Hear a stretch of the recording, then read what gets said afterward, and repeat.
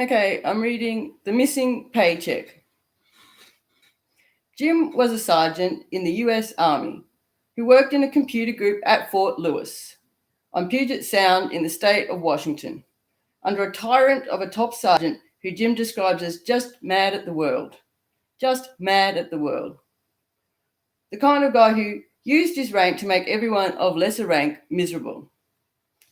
Jim and his buddies in the group finally got fed up and decided they needed to find some way of punishing the brute for making life so unbearable.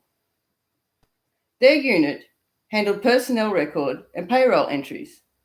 To ensure accuracy, each item was entered by two separate soldier clerks, and the results were compared before the data was posted to the person's record.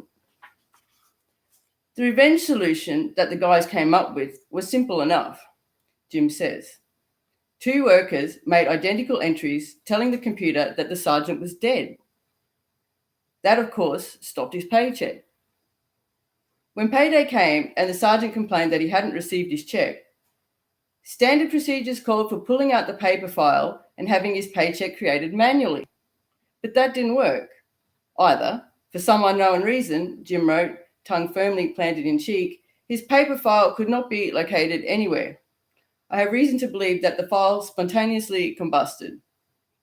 It's not hard to figure out how Jim came to this conclusion.